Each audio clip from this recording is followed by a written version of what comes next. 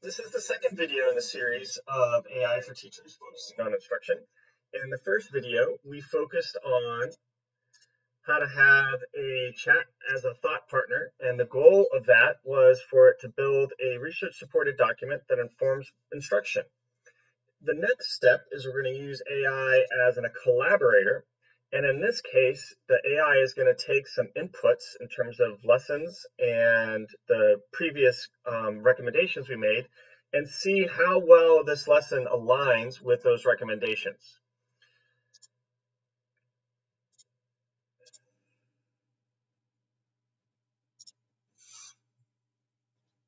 So I'm going to go ahead and upload. I'm going to upload, one of the easiest ways to do this is just to upload a file. And I'll go to my Google Drive. Actually, I think a better way to do this is to go over here and I will download it.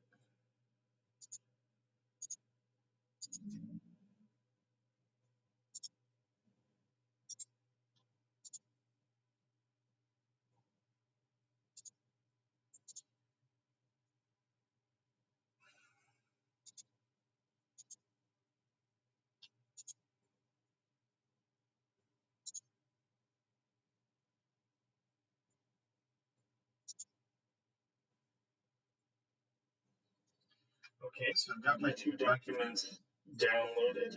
I'm going to go ahead and give them to the large language model now.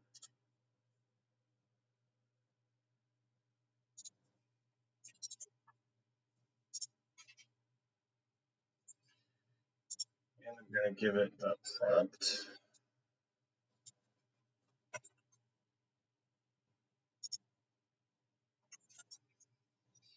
So what I'm doing here and what's different than last time is I am giving the model more information, a little more instruction, and my text got recorded as a PNG file. This is the lesson plan, and here we go.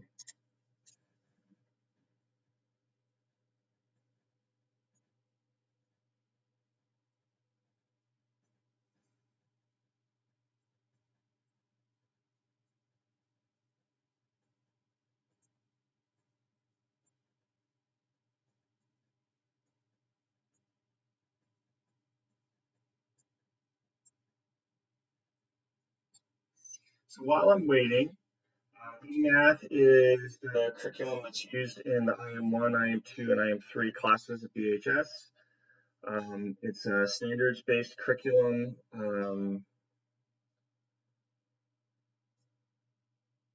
So it's giving us some feedback, which is something I already suspected. It really focuses on symbolic fluency while leaving the feedback, reentry, prerequisite repair to the teacher. I've been working on just-in-time supports and a handful of other ways to help students.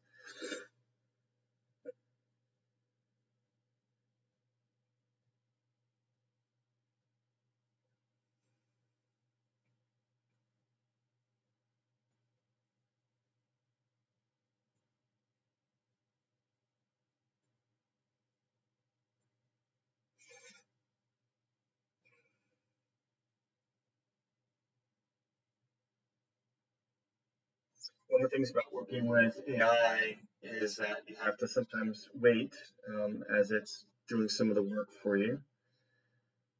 And right now it's going through a host of different resources because I asked for research-based recommendations, and so it's doing just that. All right, so here we go.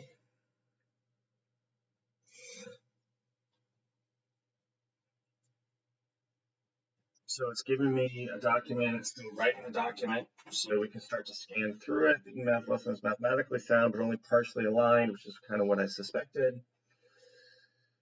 The lesson provides coherent progression through polynomial multiplication, includes work examples, revisits the distributive property, and asks students to verify algebraic equivalence numerically. However, when used as written, the lesson assumes more prerequisite fluency, sustained attention, attendance continuity, The lesson is best treated as a structured resource within a more active classroom rather than as primary instructional architecture. The package should be supplemented with prerequisite skills, just-in-time numeracy support. So these are the things that I've been working on.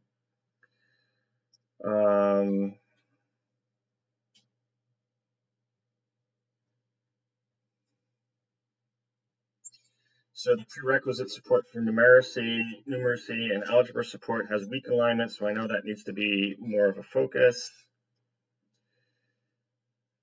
It's weakly aligned. It kind of promotes passive learning as it stands.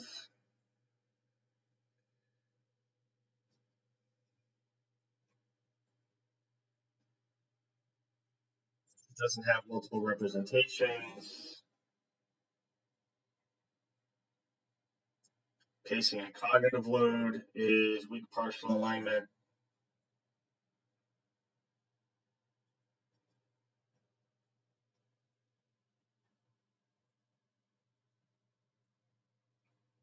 So it's giving me really good feedback.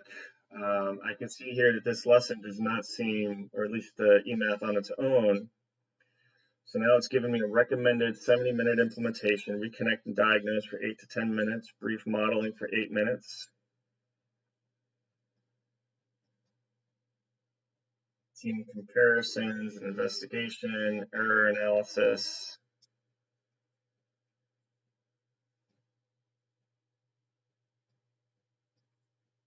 Okay, so that was just what I was looking for.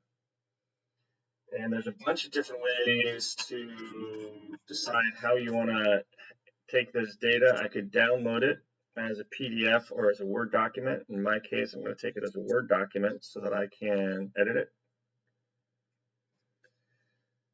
Then I'm going to upload it to my Google Drive.